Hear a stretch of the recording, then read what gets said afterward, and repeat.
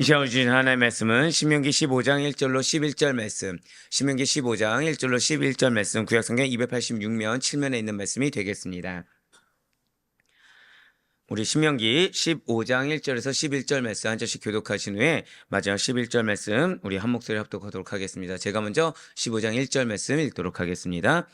매 7년 끝에는 면제하라. 면제의 규례는 이러하니라. 그의 이웃에게 구워준 모든 제주는 그것을 면제하고 그의 이웃에게나 그 형제에게 독촉하지 말지니 이는 여호와를 위하여 면제를 선포하였습니다. 이방인에게는 내가 독촉하려니와 내 형제에게 구워준 것은 내 손에서 면제하라. 내가 만일 내 하나님 여호와의 말씀만 듣고 내가 오늘 내게 내리는 그 명령을 다 지켜 행하면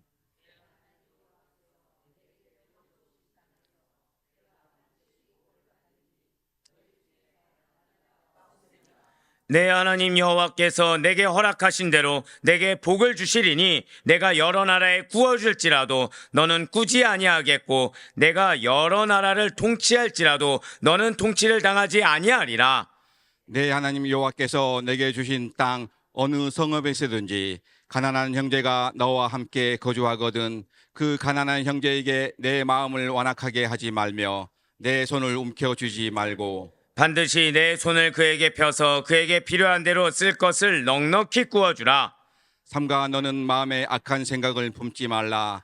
곧 이르기를 일곱째 해 면제년이 가까이 왔다 하고 내 궁핍한 형제를 악한 눈으로 바라보며 아무것도 주지 아니하면 그가 너를 여호와께 호소하리니 그것이 내게 죄가 되리라. 너는 반드시 그에게 줄 것이요 줄 때에는 아끼는 마음을 품지 말 것이니라. 이로 말미암아 내 하나님 여호와께서 내가 하는 모든 일과 내 손이 닿는 모든 일에 내게 복을 주시리라. 땅에는 언제든지 가난한 자가 그치지 아니하겠으므로 내가 내게 명령하여 이르노니 너는 반드시 내 땅 안에 내 형제 중 곤란한 자와 궁핍한 자에게 내 손을 펼치니라. 아멘. 할렐루야. 네오드 베너씨 살아있는 주의 말씀의 은혜를 사모함으로 말미암아 이렇게 하루의 시작을 말씀과 기도는 우리를 주께서 기쁘게 여기시사 자 절다음부터 크게 고백하시겠습니다. 나의 삶을 아시고 반드시 축복하십니다. 네, 그 약속의 말씀 믿는 믿음으로 말미암아 이렇게 새벽 기도에 함께 하시는 우리 모든 성도님들 주님 환영하고 축복합니다. 이 새벽에 우리 계속해서 신명기를 통해서 은혜 받는 귀한 시간 갖고 있습니다. 지금 12장부터 26장까지 사이에 있는 말씀을 살펴보고 있는데 이거는 신명기 법전이라고 불린다고 말씀을 드렸어요.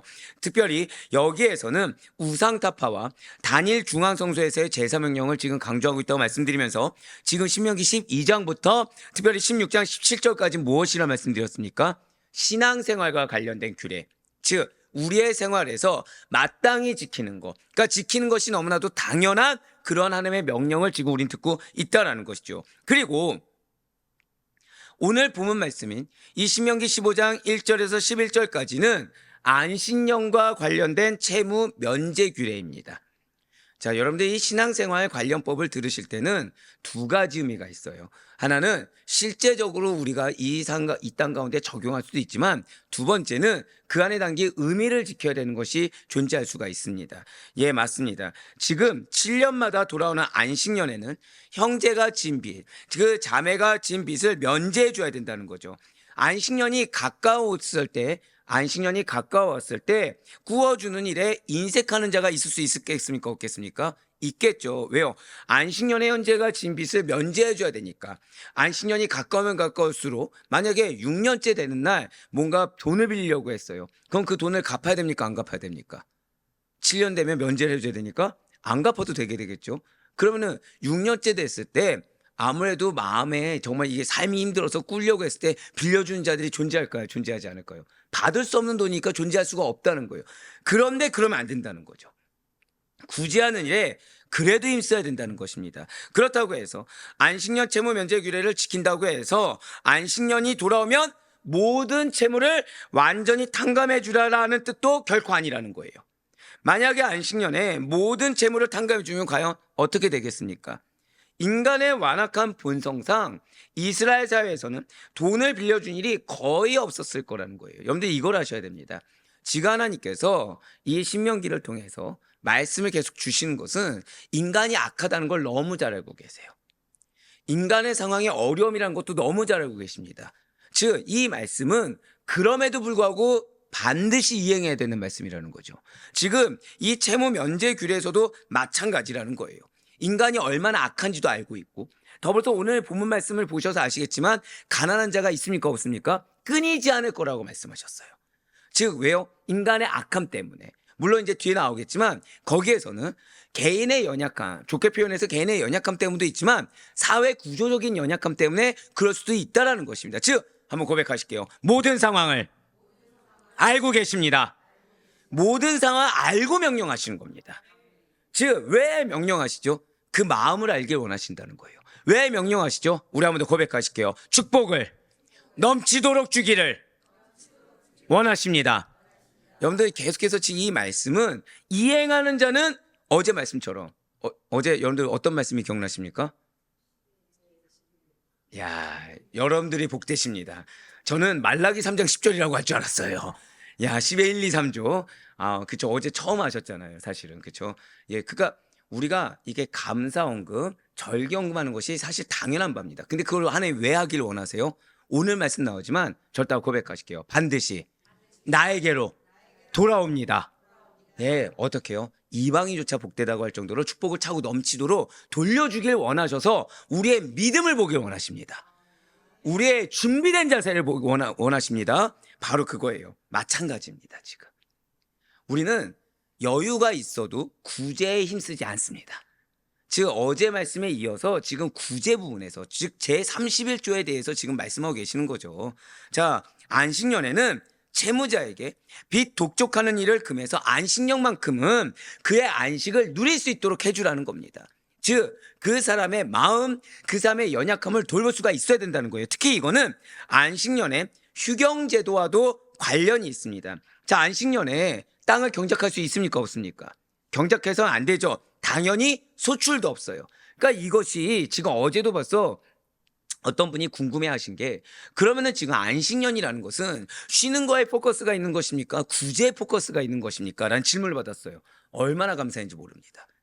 자, 안식년은 쉼도 맞아요. 근데 정확히 말하면 하나님께 감사 돌리는 겁니다. 더불어서 감사를 어떻게 돌려요? 구제함으로.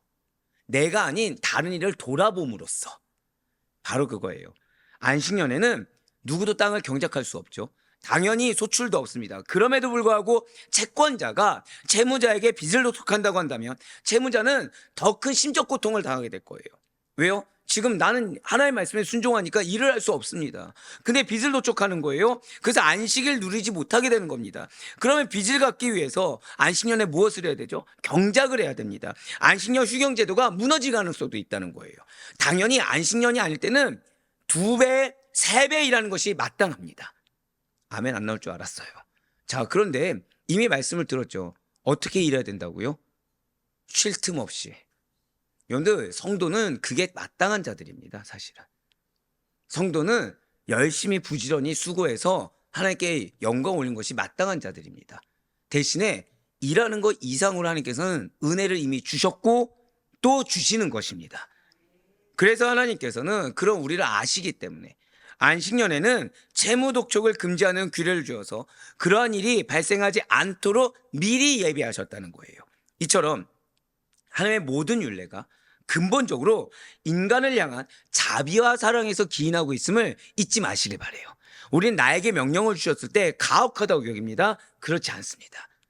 할 만한 거 주십니다. 우리의 상황 가운데 우리의 모든 여건을 다 고려하신 상태에서 명령하시는 것입니다. 이러한 사실을 기억하시면서 먼저 오늘 본문인 신명기 15장 1절부터 3절까지의 말씀 한번 보도록 하실게요. 매 7년 끝에는 면제하라. 면제의 규례는 이러하니라. 그의 이웃에게 구워준 모든 채주는 그것을 면제하고 그의 이웃에게나 그 형제에게 도촉할지 말지니 이는 여호와를 위하여 면제를 선포하였음이라. 이방인에게는 내가 독촉하려니와 내 형제에게 구워준 것은 내 손에서 면제하라. 아멘. 너무나도 명확한 말씀이죠. 지금 7년마다 돌아오는 안식년에는 채무자에게 빚을 탕감해 주라라는 규례입니다. 지금 채권자, 즉 채주가 권리를 완전히 포기하는 것이 결코 아니에요. 안식년에만 고백하실게요. 안식년에만 유보한다. 유보한다는 거예요. 안식년만 유보하는 거지 권리를 포기하는 것이 결코 아닙니다. 즉 안식년이 지나면 요구할 수 있습니까? 없습니까? 요구할 수 있습니다. 그냥 없애주는 것이 아니에요. 안식년이 지나면 다시 채무를 이행하라고 동료에게 요구할 수가 있습니다. 물론 불안한 마음 들까요, 안 들까요? 그래도 불안한 마음이 들 수 있어요. 안식년 동안 이 채무에 대한 자유를 준 것에 대해서 1년 동안 안 갚았으니까 계속 갚지 않아도 되는구나. 난 그렇게 알았습니다. 라고 여길까봐 조마조마할 수도 있다는 거죠. 하지만 그럼에도 불구하고 형제에게 독촉하지 말아야 되는 근거가 고백하실게요. 하나님을 위해 그렇게 하라는 거예요. 하나님을 위해 그렇게 하라는 겁니다. 만약에 그런 방향무도한 마음을 가지게 된다면 누가 심판하시는 것입니까?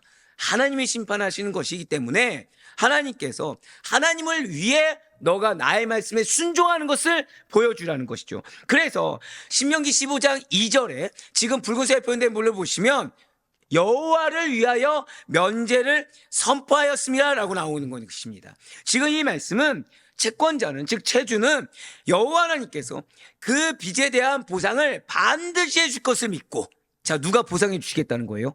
하나님께서, 여호와께서 반드시 보장해 주실 것을 믿고 여호와만을 바라보며 자기의 권리를 일시적으로 안식년 동안만 포기를 선포하라는 것입니다. 그렇습니다.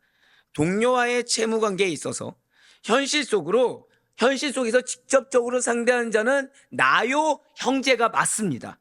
하지만 그 관계 속에서 일어나는 모든 일은 절대 고백하실게요. 사람과의 관계 속에서 일어나는 모든 일은 하나님과 나의 관계 속에서 바라봐야 합니다. 이걸 기억하셔야 된다는 거예요.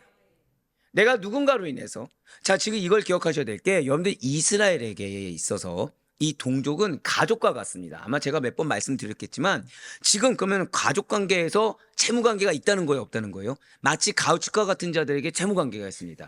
자, 오늘날 우리들이 보통 형제, 내 가족에게 돈 빌려주면 받을 생각 합니까, 안 합니까? 안 하는 거죠.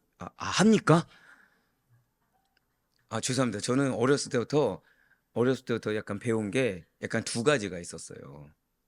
예, 뒤에 건 말씀드리지 않겠습니다. 왜냐하면 교회 안에 관련된 거라서. 교회 안에 동거래 하면 됩니까, 안 됩니까? 절대 안 됩니다. 절대 안 됩니다. 가족 관계는요, 안 됩니다. 근데 해줄 때는 어떻게 하라는 거예요? 줬다고 생각하라는 겁니다. 이거는 성경 말씀이 아니라 저희 아버지 말씀입니다. 예. 그래서 저는 가족에게 돈을 빌려주면 받을 생각하지 말아야 된다고 생각을 항상 하고 있었어요. 자, 그런데 지금 하나님께서는 권리를 누가 보장해 준다는 거예요? 하나님이 보장해 주시겠다는 거예요. 하나님과 나의 관계 속에서 바라보라는 겁니다. 즉 내가 헌신을 했어요. 내가 상대를 위해서 은혜를 베풀었습니다. 내 상대가 배은망덕한 거예요. 오히려 물에 빠진 사람 건져줬더니 목까지 내놓으라고 해요? 보따리까지. 야, 여러분들 갑자기 쓴웃음이 막 여기저기 나오기 시작했는데요, 다들. 자, 여러분들에게 위로가 되는 말씀이네요. 절대 고백하실게요. 하나님께서 갚아주십니다. 예, 그거를 바라보라는 거예요. 야, 오늘 말씀이 어제보다 더 은혜가 될 줄은 몰랐네요. 자, 그거를 바라보라는 거예요. 하나님께서 갚아주실 것이기 때문에 하나님과의 관계 속에서 먼저 생각해야 된다. 안 그러면 우리는 형제를 미워하게 됩니까? 그래도 사랑하게 됩니까? 안 그러면 형제를 미워할 수밖에 없어요. 근데 우리는 형제를 미워해서는 안 됩니다. 하나님과의 관계 속에서 사랑해야 되는 존재이지 형제를 미워하면 안 되기 때문에 하나님은 반드시 하나님께서 갚아주심을 믿고 고백하실게요. 말씀에 순종하라. 여러분들 지금 오해해서는 안 되는 것이 없어지는 것이 아닙니다. 한 번 더 고백하실까요? 불안해하지 마라. 불안해하지 말라는 거예요. 내가 베푼 거에 대해서 돌려받지 못할까 봐, 내가 베푼 것에 대해서 없어질까 봐 불안해하지 말고 하나님을 믿는 믿음으로. 누구를 위해서 그렇게 하라는 거예요? 하나님을 위해 그렇게 하라라고 지금 말씀하신 것입니다. 반면에 이방인들에게는 안식년에도 독촉할 수 있습니까, 없습니까? 있다는 거예요. 즉 믿는 형제에게는 안식년 동안만큼은 권리를 누리려고 하지 말라는 거예요. 하지만 이방인에게는 독촉할 수 있다는 것입니다. 안식년의 규례는 이스라엘 내에서는 가난을 덜어주고, 자, 이스라엘 내에서는 최대한 가난한 자가 없을 수 있도록 구제에 힘써주는 것이고, 언약 공동체 내의 일원들 사이에 형제에 대한 자비를 베풀어 주셔서 안식의 진정한 의미를 살려 지키라는 취지에서 제정된 것이기 때문에 공동체를 벗어난 곳에서는 이 규례가 적용될 수 없습니다. 그러니까 여러분들 왜 우리들이 전도할 때 보면 그런 공격을 받지 않습니까? 그러니까 예수를 믿었다는 이유 하나로 왜 불이익을 감수하게끔 요구하는 것들이 있지 않습니까? 하나님 말씀을 잘 보잖아요. 이스라엘 공동체 내, 즉 언약 공동체 내에서 적용할 말씀이 있고 아닌 말씀이 있습니다. 즉 이거는 하나님과의 관계에서도 마찬가지예요. 내가 하나님께 정말 자비와 긍휼, 은혜를 받기를 원한다고 한다면 내가 어디 안에 속해 있는 자처럼 행동해야 되죠? 하나님의 약속 안에 속해 있는 자처럼 행동해야 됩니다.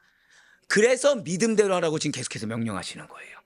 그래야 하나님께서 자비로움을 베풀 수 있기 때문에 지금 그것을 보여주는 말씀이 오는 말씀도 그 중에 하나인 것입니다. 즉 언약 공동체 안에 있는 형제 자매에게는 안식년 동안 채무를 독촉할 수 있습니까? 없습니까? 없습니다. 하지만 이방인에게는 독촉할 수 있어요. 더군다나 이스라엘 공동체 밖에 있는 이방인들은 안식년에 일합니까? 안 합니까? 일을 하죠. 그렇기 때문에 안식년 부채상환 면제 규례와는 무관한 자들이에요. 따라서 이방인들에게는 안식년에도 이 비제 면제를 요구할 수가 있다는 것이죠. 하지만 앞서 말씀드린 대로 이 안식년 부채 상황 면제 규정이라는 것은 언약의 공동체에 속한 자들에게 있어서는 철저하게 지켜져야 되는 것입니다. 하나님 공동체에서 구성원들이 서로를 형제자매로 여긴다는 것은 세속적인 이해관계를 뛰어넘어서 피를 나눈 가족과 같은 돈독한 유대관계가 있어야 되기 때문에 안식년 부채상환 면제 규정을 잘 지켜 행해야만 된다는 거예요. 그렇다면 자 이렇게 안식년 채무 면제 규례를 잘 이행하게 되면 어떠한 축복이 임한단 말입니까? 바로 오늘 본문인 신명기 15장 4절부터 6절까지의 말씀이 이것을 설명해 주고 있는 것입니다. 4절부터 6절까지의 말씀입니다. 내가 만일 내 하나님 여호와의 말씀만 듣고 내가 오늘 내게 내리는 그 명령을 다 지켜 행하면 내 하나님 여호와께서 내게 기업으로 주신 땅에서 내가 반드시 복을 받으리니 너희 중에 가난한 자가 없으리라. 내 하나님 여호와께서 내게 허락하신 대로 내게 복을 주시리니 내가 여러 나라에 구워줄지라도 너는 꾸지 아니하겠고 내가 여러 나라를 통치할지라도 너는 통치를 당하지 아니하리라. 아멘. 무슨 말씀입니까? 이 안식년 채무 면제 규례를 잘 지키면 가나안 땅에서 이스라엘 중에 더 이상 가난한 자가 없게 될 거라는 거예요. 이스라엘은 여러 나라에게 구워줄 것입니다. 하지만 스스로들은 꾸지 않아도 된다는 거죠. 여러 나라를 다스리게 될 것입니다. 하지만 자신들은 다스림을 받지 않게 될 거라는 거예요. 좀 더 쉽게 말씀드릴까요? 내가 인정받길 원해요. 나도 은혜를 베푸는 자가 되길 원합니다. 나도 누리길 원해요. 그러면 내 형편과 내 삶 따지지 말고 내가 먼저 구워주는 자가 되라는 거예요. 내가 먼저 베푸는 자가 되라는 겁니다. 내 거 다 챙기고서 남는 거 가지고 적선하듯이 하는 것이 아니라 어제 우리가 11조에서 배웠죠. 내 거 다 하고 남는 걸 하나님께 드리는 것입니까? 처음부터 구별하는 것입니까? 즉 우리의 구별에 다른 이들을 위한 것을 남겨두라는 거예요. 그것을 빼놓으라는 것입니다. 그렇게 되면 여러분들이 빼놓은 양이 10분의 1이 된다고 하더라도 하나님께서는 10분의 1 이상으로 채워주신다는 거예요. 10분의 1 이상으로 더해주신다는 것입니다. 여기서 우리는 가정과 사회와 잘 들으셔야 돼요. 국가의 안정과 번영을 위한 초석이 무엇인지를 알게 되는 거예요. 즉 오늘 말씀은 그냥 표면적으로 그럼 7년마다 한 번씩 구제해주고 또는 7년마다 한 번씩 오는 안식년에는 내가 빌려준 거 받지 않아야 되나 보다 이 뜻이 아니라 자 지금 뭐라 말씀드렸죠? 가정과 사회와 국가의 안정과 번영을 위한 초석이 무엇인지 좀 더 쉽게 말씀드릴까요? 내 가정이 번영하길 원한다. 그럼 그 초석이 무엇인지를 알게 해주는 말씀이 오는 말씀입니다. 그것은 바로 하나님 말씀에 순종하며 사는 경건한 생활입니다. 자, 방금 뭐라고 말씀드렸을까요? 한번 고백하실게요. 하나님 말씀에 절대적으로 순종하는 경건한 생활. 이걸 기억하셔야 돼요. 지금 우리 사회가 안고 있는 심각한 문제가 많습니까? 없습니까? 많죠. 근데 그것은 다른 것이 아니에요. 우리가 봤을 때 뭐 경제가 문제일 수 있고, 그 다음에 뭐 국방, 정치, 도덕, 사회, 여러 가지의 문제가 있을 수 있습니다. 근데 그게 심각한 문제가 아니라, 진짜 심각한 문제는 경건한 사람들이 감소하고 있다. 이게 가장 큰 문제인 것입니다. 예전에는 말씀이 선포됐어요. 그럼 무조건 아멘 했습니까? 안 했습니까? 했죠. 지금은 어떻게 하죠? 무조건 아멘 하지 않습니다. 예전에는 기도로 승부를 했습니다. 근데 지금은 기도 대신에 무엇으로 하려고 하죠? 어떤 프로그램이나 어떤 인간적인 거나 계속해서 계산만 하다 끝납니다. 그렇습니다. 지금 가장 큰 문제는 한 번 더 고백하실까요? 내가 먼저 경건해야 합니다. 하나님께 대한 언약적 의무에 충실한 사람들이 점차 줄어드는 현실은 우리 가정, 사회, 국가의 미래를 어둡게 만드는 요인이 되는 거예요. 자, 국가와 사회, 가정은 조금 예외적으로 두고 국가와 사회를 바라봤을 때 국가와 사회가 안정되고 번영하기 위해서는 과학자도 필요하고 어떤 경제 전문가와 통상 업무에 밝은 분들이 필요합니다. 또 기술자도 필요하겠죠. 전문 경영인도 필요하겠죠. 국방을 담당할 수 있는 탁월한 능력자도 분명히 필요할 것입니다. 이들이 있어야 뭐 경제 발전도 꾀할 수 있고 국방도 튼튼히 할 수 있는 것이 맞겠죠. 한번 여쭤볼게요. 우리나라에 이런 전문가가 없어서 문제라고 여러분들 혹시 생각 드십니까? 전문가만 있으면 해결된다고 생각 드세요? 예, 우린 다 아니라고 생각합니다. 맞아요. 그러한 분들보다 더 절실하게 요구되는 것은 지금 믿는 자들이 하나님 말씀을 온전히 지켜 행하는, 한번 고백하실게요. 본이 되는 경건한 생활. 바로 그거예요. 지금 무슨 말씀이냐? 하나님의 뜻을 알고도 행하지 아니하며 아무리 뛰어난 사람들이 경제 발전을 위해 노력하고 국방에 심혈을 기울인다고 하더라도 우리 국가와 사회는 심각한 파국으로 치닫기 마련인 것입니다. 좀 더 냉정하게 말씀드리면 여러분들에게 약속의 말씀이 있습니다. 믿으십니까? 자, 여러분들 솔직히 말씀 들으실 때 어떻게 모호합니까? 확 와닿습니까? 확 와닿죠? 자, 문제는 이제 그 다음이에요. 실천하십니까? 안 하십니까? 근데 이게 문제인 거예요. 몰라서가 아닙니다. 물론 여러분들 정도면 잘 하시는 분들이 맞아요. 하지만 중요한 것은 약속이 명확합니다. 근데 내 삶 가운데 실천할 때 자꾸 누가 개입하죠? 내가 개입하는 거예요. 지금 말씀이 없어 문제가 아니라, 약속이 없어 문제가 아니라 자꾸 그 말씀을 내 자기적으로 해석하고 내 자기적으로 적용하며 내 임의적으로 자꾸 깎아내리는 겁니다. 나는 깎아내린 적이 없어요. 왜요? 나는 그 약속의 결과물을 얻기를 원하거든요. 근데 그러기 위한 과정에 경건한 생활, 경건에는 뭐가 포함되죠? 성실이 포함됩니다. 절대성이 포함됩니다. 내가 아니라 중심에 항상 누가 있어야 됩니까? 오직 성령님이요 예수 그리스도가 있어야 됩니다. 근데 자꾸 개입하는 거예요. 자꾸 개입하는 거예요. 그러면서 이럴 수밖에 없는 이유를 들이면이라 회개할 시간을 놓칩니다. 순종할 시간을 놓쳐요. 그러니까 점점, 직장을 예를 들까요? 자, 여러분들 어떻게, 제가 직장 갈 때 어떻게 하라고 말씀드렸죠? 직장 갈 때, 어제 말씀도 기억이 안 나는데 지금 3주 전 말씀이 어떻게 기억나냐 지금. 네, 직장 갈 때 어떻게 해야 됩니까? 우리는 단정하고 잘 준비되어 있어야 돼 말씀드렸어요. 근데 그렇게 하십니까? 안 하십니까? 처음엔 잘합니다. 한 며칠 지나면 어떻게 되죠? 점점 이제 옷차림에서부터 타협이 이루어지기 시작합니다. 그러다 보면 나중에 다시 원상태로 돌아가 있는다. 근데 약속은 붙드세요, 안 붙드세요? 약속을 붙듭니까? 결과물을 붙듭니까? 결과물을 붙들고 있다는 거예요. 그러면은 믿지 않는 자가 우리를 봤을 때 어떤 모습이 보이죠? 외식주의자들, 작심삼일인 자들, 변개하는 자들. 그러니까 옆에서 우리가 아무리 복음을 증거하고 공동체를 변화시키려고 노력해도 우리 입술에 힘이 주어지나 안 주어지나요? 아이러니하게 하나님께서 약속의 말씀을 주면서 권세와 능력을 주셨는데 나의 불신앙이 그 힘을 점점 빼는 거예요. 누가 빼는 거예요? 나의 나태함이, 나의 게으름이, 나의 불신앙이 계속해서 빼는 겁니다. 예, 맞습니다. 뜻이 없어 문제가 아닙니다. 뜻을 알고도 나는 행했다고 하지만, 자, 다시 한 번 더 말씀드려볼게요. 하나님이 10가지 말씀을 주셨습니다. 나는 한두 가지 했습니다. 나는 순종했습니까? 안 했습니까? 축복이 있을지어다. 안 한 겁니다. 죄송하지. 나는 한두 가지라도 했다고 여겨지지만, 자, 왜 안 한 거죠? 나는 결과물을, 그러면 10가지 말씀을 순종했을 때 주는 결과물을 원하십니까? 아니면 한두 가지만 해도 주는 결과물을 원하십니까? 10가지거든요. 맞습니다. 한두 가지만큼의 은혜 주시면, 아니 하나님 나는 말씀에 순종했는데 왜 요만큼만 주십니까? 이러거든요. 거기서 부족한 부분을 뭐라고 해요? 또다시 간구한다고 또 기도하거든요. 그럼 또 하나님의 은혜 주셔서 말씀을 주셨어요. 순종하십니까? 안 하십니까? 또 거기서 또 한두 가지만 하는 거예요. 기가 막힐 정도로. 그러니까 내 삶은 계속 어떠죠? 공고함. 뭐가 해도 부족함, 힘든, 괴로움, 어려움, 낙심.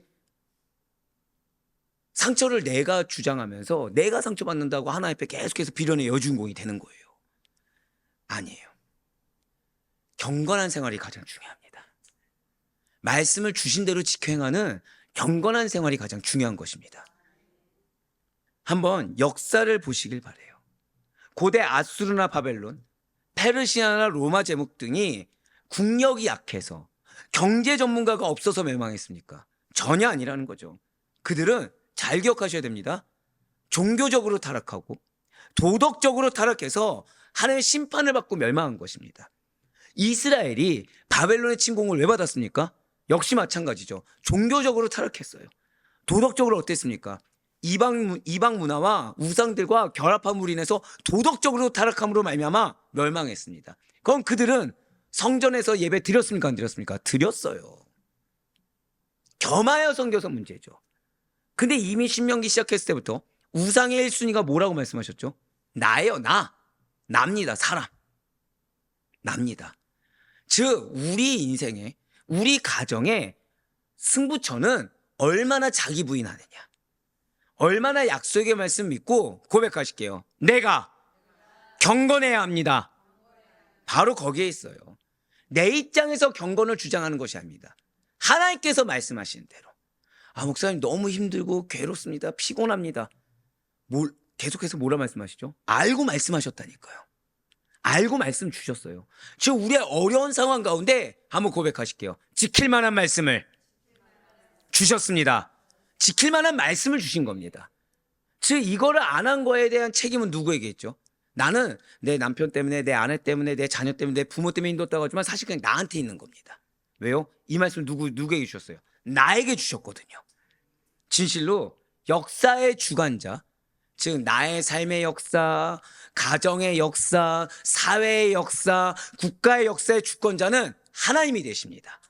우리는 모든 일이 사람의 생각과 계획대로 되어지는 것이 아님을 유념해야 된다는 것이죠. 이미 우리가 잘 아는 것처럼 사람이 일을 계획하고 경영한다고 할지라도 이것을 누가 이루신다고 우리 알고 있어요? 하나님이 이루심을 알고 있습니다.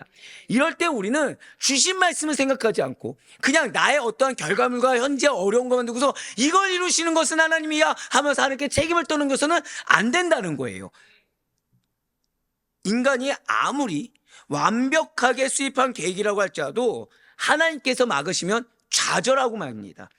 분명 우리 사회는 지금까지 각 분야의 전문 인력들을 양성하고자 심혈을 기울였고 지금도 이 노력은 계속되고 있는 것은 맞지만 이것만 가지고는 국가, 사회, 우리 가정의 안정과 번영을 기대하기가 어렵다는 거예요. 하나님의 뜻을 알고 신뢰하며 그것을 그대로 준행하는 경건한 생활이 반드시 필요하다는 거죠. 자, 지금 오늘 말씀이 무엇이죠? 안식년 채무 면제 규제입니다. 자, 근데 이 명령에 무엇을 하나님께서 요구하고 계세요? 경건한 생활, 말씀에 순종하는 생활. 왠지 아십니까? 안식년이 되면 욕심이 올라오는 거예요. 구제에 신경 쓰기보다 누굴 신경 쓰고 싶어요? 나를 신경 쓰고 싶은 겁니다. 역으로 반대적으로 그러면은 채무자는 갚으려고 할까요? 이 안식년 때문에 더 안 갚으려고 할까요? 더 안 갚으려고 하는 거예요. 기가 막힌 것은 나중에 이 7년이 지난 다음에 이 사략을 보잖아요. 이스라엘 백성들 중에 뭐라 나오는지 아십니까? 나는 빌려고 하지 않은데 빌려줬다는 얘기가 나오는 거예요. 채무자가 뭐라고 했다고요? 나는 빌리려고 하지 않는데 빌려줬다. 자기가 필요해서 빌려줬잖아요. 그렇죠? 근데 채권자에게 그걸 말하는 겁니다. 그러니까 채권자들이 점점 어떻게 돼요? 안식년 규례를 지킵니까? 안 지킵니까? 안 지키려고 하는 거예요. 아니면 다 알고 계신 겁니다. 그래서 지가 하나님이 무엇을 강조하고 계세요? 경건한 생활을 강조하시는 거예요. 그때 돼서 지킬 수 있는 것이 아니라 고백하실게요. 평소에 작은 것부터 경건해야 합니다. 자, 이거 지금 오늘 처음 나왔습니까? 어제도 나왔습니까? 어제도 나왔고 그저께도 나왔어요. 작은 것부터 순종해야지 안식년을 지킬 수가 있는 겁니다.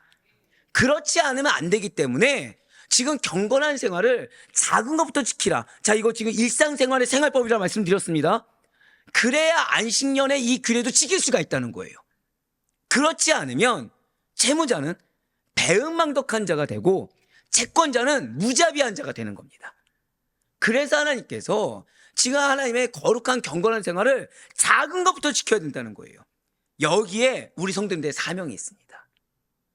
여러분들, 약속을 붙들고 사는 거 정말 중요해요. 하지만 그러기 위한 책임을 이고 살아야 됩니다. 죄송하지만. 그렇지 아니하면 우리는 언제든지 내가 배은망덕한 자가 될 수 있고 언제든지 내가 무자비한 자가 될 수 있습니다. 무엇으로 인해서요? 시작이 뭔지 아십니까? 나태함이에요, 나태함.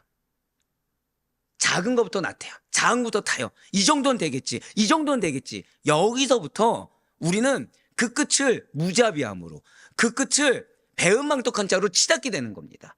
안 돼요. 거룩한 경건한 생활이라는 것은 철저함을 요구합니다. 아무리 우리가 철저하다고 해도 하나님 기준에 도달하기 힘든 건 맞아요.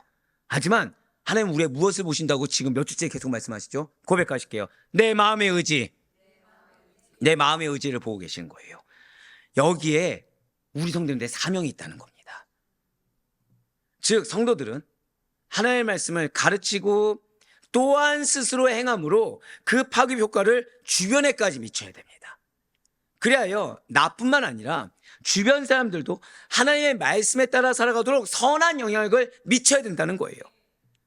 그래서 하나님께서 지금 무엇까지 말씀하신 거예요? 만약에 그렇게 된다고 한다면 가난한 자가 없어질 것이다. 즉 내 가족 중에서, 여러분들 왜 이제 자녀들을 키우다 보면 우리가 첫째, 둘째, 셋째가 있을 수 있잖아요. 다 동일하게 잘 삽니까? 그 중에 아픈 손가락이 있습니까? 항상 아픈 손가락이 있을 수 있죠. 그런 자가 없어진다는 거예요. 그런 자가 없어진다는 거예요. 그 시작이 누구라는 거예요? 나입니다. 나입니다. 아픈 손가락이 없어지는 것은 나의 무엇부터요? 거룩한 경건한 생활. 여기서부터 시작한다는 거예요. 작은 것부터 명령에 실천하셔야 돼요. 작은 것부터 명령에 모른 척하고 내 입장에서 해석하는 것이 아니라 말씀을 주실 때는 이유가 있습니다. 내 모든 상황 아시고 명령하시는 겁니다. 지킬만 하니까 주시는 거예요. 자꾸 타협해서 내가 나를 점점 더 위하려고 계속해서 포장해 가다가는 내 삶 가운데는 아픈 손가락 천지가 된다는 거죠. 그래서 하나님께서는 먼저는 우리의 가정에, 그 다음엔 사회에, 국가에까지 한번 고백하실게요. 나로 인해 선한 영향력이 결실로 맺혀지게 됩니다. 이어지는 신명기 15장 7절부터 11절까지의 말씀은 굳이 안식년이 아니더라도 가난한 자를 계속적으로 구제할 것을 권면하는 내용입니다. 7절부터 11절까지의 말씀이에요.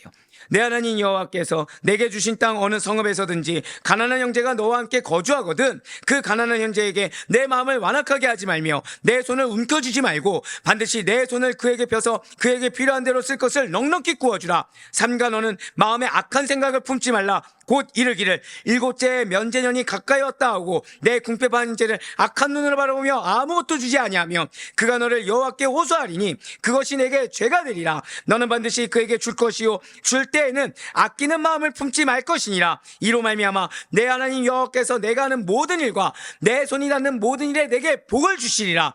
땅에는 언제든지 가난한 자가 그치지 아니하겠으므로 내가 내게 명령하여 이르노니 너는 반드시 내 땅 안에 내 형제 중 곤란한 자와 궁핍한 자에게 내 손을 펼치니라. 아멘. 말씀 보기 전에 미리 말씀을 드리면 하나님께서는 지금 11절 보세요. 땅에는 언제든지 가난한 자가 그치지 않겠다고 말씀하셨어요. 가난한 자가 있다는 것이 당연한 것입니까? 아니면 이렇게 되지 말게 하라는 것입니까? 이렇게 되지 말게 하라는 거예요. 이렇게 만들지 말라는 겁니다. 하나님은 지금 다 알고 계세요. 가나안 땅에서 동족으로서 가난한 자가 함께 거주할 때 마음을 강팍하게 하거나 그 가난한 자에 대해서 인색하게 굴지 말라는 것입니다. 가난한 형제를 구제하되 넉넉히 그들이 쓸 것을 구워줄 수 있어야 된다는 거죠. 부족함을 지닌 자가 먼저 와서 무언가 요구할 때 그 필요를 채워주는 것만이 아니라 가진 자가 먼저 부족한 자의 형편을 헤아려서 그 부족한 부분을 충분히 채워주어야 된다는 것입니다. 그렇습니다. 가난한 자를 돕는 자는 고백하실게요. 적극적인 자세. 항상 적극적인 자세로 그 형제를 돌보라는 거예요. 이와 같이 하나님의 율법의 실천이라는 것은 잘 기억하셔야 돼요. 이 말씀이 그러면은 우리 교회에서 우리 집에서 좀 잘 사는 사람은 내가 지금 100만 원이 필요하니까 근데 100만 원이 아니라 150만 원, 200만 원 주라는 얘기지 라고 마땅히 요구하는 것이 결코 아닙니다. 지금 이 말씀이 주는 것은 고백하실게요. 말씀의 실천은 상황에 제한된 것이 아니라 능동적이고 적극적으로 실천하라. 이 말씀이에요. 이 말씀. 이 말씀입니다. 하나님의 말씀의 실천이라는 것은 결코 주변 상황이 요구되어지는 것만큼에 제한되어져서 소극적으로 부응하는 것이 되어서는 결코 안 되고 아주 적극적으로 아주 능동적으로 그 상황을 살피는 것을 뛰어넘어 적극적으로 하나님께서 원하시는 선행을 실천하는 것입니다. 순종을 실천하는 거예요. 아까 제가 왜 직장을 말씀드렸잖아요. 제가 직장 가운데 남들의 본이 될 정도로 잘 갖춰서 나아가셔야 됩니다. 그래서 누구나 준비된 자세를 우리가 보여줘야 됩니다. 이 말씀이라고 한다면 그만큼만 하는 것이 아니라 그보다 오히려 더 준비된 자세. 외형만 준비된 것이 아니라 회의를 준비한다든지 내면적으로 더 준비된 자세를 보여주라는 거예요. 그만큼만 하라는 것이 아니라 그보다 한 걸음 더 나아가는 능동적이고 적극적인 자세를 보여주라는 것입니다. 그럼 이제 이런 질문이 나겠죠. 아니 왜 그런데 가난한 자들을 적극적으로 도와야 되는 것입니까? 그들이 열심히 노력하지 않아서 실상은 게을러서 가난하게 사는 거 아닙니까? 라는 질문이 나올 법합니까? 아닙니까? 할 수가 있겠죠. 하지만 가난한 자들이 과연 정말 그들 스스로가 너무나 게으르고 너무나 나태하며 무언가 항상 부족해서만 가난을 맞이하는 것일까요?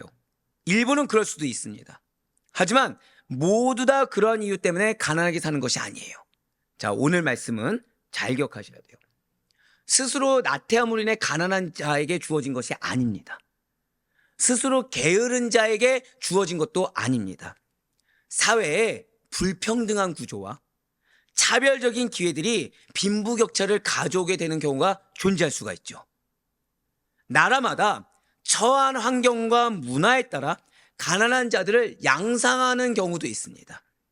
그리고 예를 들어 전세 사기처럼 정말 부지불식간에 준비되지 않은 상태에서 나도 모르게 닥쳐오는 환란이라는 것이 존재할 수도 있겠죠. 즉 자이든 타이든지 간에 가난한 자들은 지구상에 계속 존재할 수밖에 없는 것이 죄악된 인간의 세상이라는 거예요. 절대적인 가난한 자들뿐만 아니라 상대적인 박탈감을 가진 자들, 있는 자들에 비해서 스스로 빈곤하다고 느껴지는 그러한 가난한 자들이 존재할 수가 있다는 거죠. 그러한 현실 가운데 우리가 그런 가난한 자들, 어떤 사회 구조적인 것 때문에 가난을 택할 수밖에 없는 자들을 도와야 되는 것은 우리가 소유한 모든 것이 누구로부터 왔습니까? 하나님께로부터 왔고 우리는 하나님의 것을 관리하는 청지기의 임무를 다해야 되기 때문인 거예요. 고백하실게요. 사람을 보는 것이 아니라 말씀에 순종하는 것입니다. 우리에게 재물을 주시는 이유가 바로 그것으로 하나님을 섬기고 그것으로 가난한 자들을 돕도록 하기 위한 이유가 있음을 깨달아야 된다는 것입니다. 그래서 어제 말씀 이후에 이 구제가 또 한 번 나온 거예요. 지금 무슨 말씀이죠? 어제 말씀 이후에 나온 이유는 믿는 자들이 11조 할까 안 할까요? 한다는 겁니다. 21조 할까 안 할까요? 한다는 겁니다. 31조에 대해서는 내가 받은 상처를 이렇게 생각한다는 거예요. 또한 31조를 악용한 자들이 존재할 수 있을까요? 없을까요? 있다는 겁니다. 그래서 다시 말씀하시는 거예요. 그래서 예수님께서 이렇게 말씀하시는 겁니다. 누가복음 12장 42절 말씀 보도록 하실게요. 주께서 이르시되 지혜 있고 진실한 청지기가 되어 주인에게 그 집 종들을 맡아 때를 따라 양식을 나누어 줄 자가 누구냐? 아멘. 청지기는 종들을 맡아서 양식을 나누어 주는 사역까지 포함되어 있습니다. 우리가 아는 청지기는 주인의 재산을 어떻게 해야 되죠? 불려야 되죠. 거기에 더해서 뭐가 있는 거예요? 양식을 나눠주는 것까지. 따라서 우리는 형제 중에 누군가 도움을 요청하거나 누군가 구워달라고 간곡히 청할 때 세상 부자들처럼 움켜쥐려고 해서는 안 됩니다. 물론 여기에는 이 말씀이 정말 기가 막힌 게 꾸는 것이 습관적이거나 삶의 행태가 늘상 그러한 경우에는 또한 나태하거나 게으른 경우, 이게 말씀에 있는 거예요. 또한 남의 힘으로 나의 부를 축적하려는 경우에는 오히려 분별해야 됩니다. 오히려 그럴 때는 구워주는 겁니까? 일자리를 주는 겁니까? 일자리를 주는 겁니다. 그러한 이유가 아닌 경우에는 내 것을 움켜쥐느라 베풀지 못하는 불상사가 벌어져서는 안 된다는 거예요. 그러니까 오늘 말씀은 개인의 불순종과 개인의 게으름이 아니라 사회 구조적인 것, 부지불식간인 것입니다. 인간의 악함으로 인해 당한 상처인 것입니다. 주인이신 하나님께서 주라고 하시는데 관리자인 우리가 안 된다고 거절한다면 신실한 관리자가 될 수가 없기 때문에 사람 보고 하는 것이 아니라 하나님을 보고, 그리고 나의 소유에는, 나의 소득에는 뭐가 반드시 포함되어 있다는 거예요? 어제 말씀대로 한다면 11조와 더불어서 감사와 구제가 포함되어 있다는 것입니다. 솔로몬 역시도 이에 대해서 이미 이렇게 권면한 바 있습니다. 전도서 11장 1절의 말씀입니다. 너는 내 떡을 물 위에 던져라. 여러 날 후에 도로 찾으리라. 아멘. 지금 이 말씀이 무엇입니까? 도움이 필요한 자들에게 아낌없이 도움을 베푸면 나중에 나에게 반드시 이익이 되어 돌아온다는 거예요. 하나님 앞에서 청지기 의식을 가진 사람만이 다른 사람이 요구할 때 자기의 소유를 나누어 줄 수 있습니다. 물론 여기에는 뭐가 필요하다고요? 분별이 필요하죠. 분별 필요하다고 말씀드렸어요. 그러면 사랑하는 우리 성도 여러분들, 하나님께서 만물의 주인이신과 나의 소유가 다 하나님께서 주신 것임을 잊지 않고 때를 놓치지 않는 우리가 되시길 간절히 소망합니다.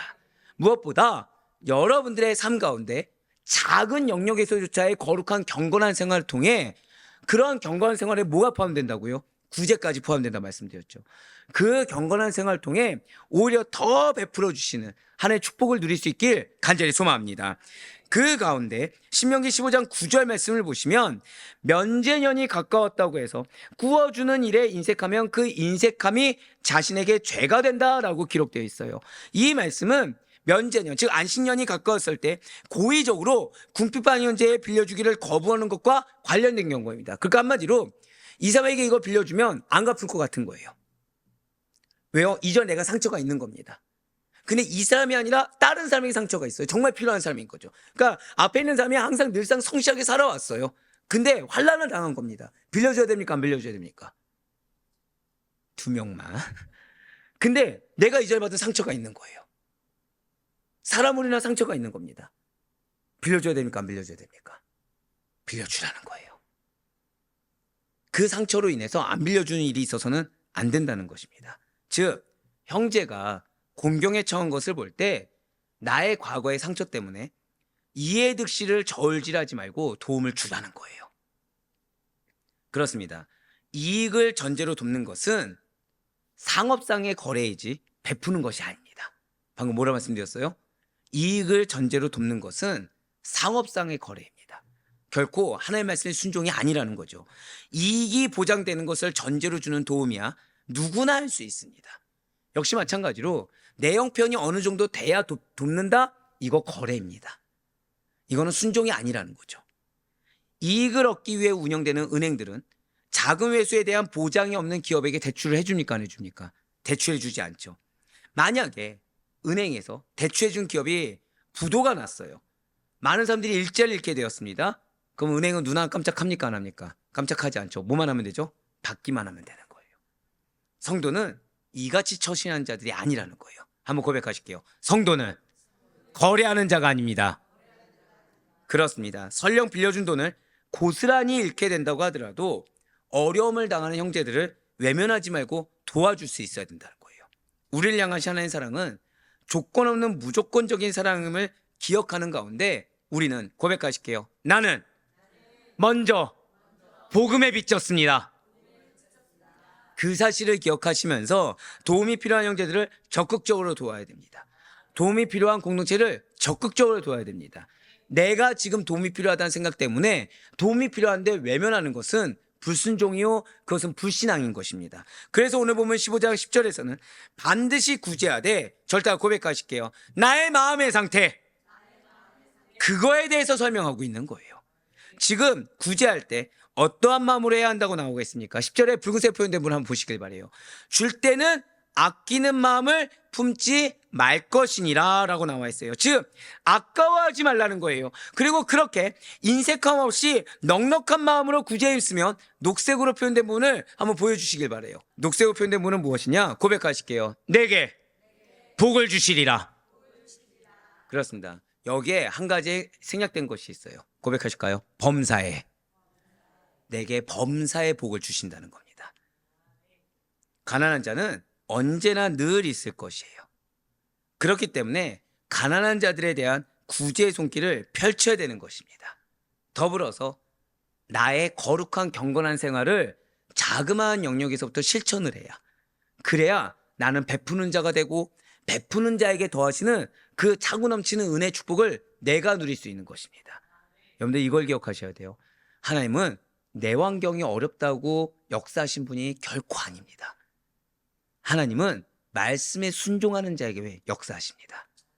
하나님은 말씀을 믿고 따르는 자에게 역사하십니다.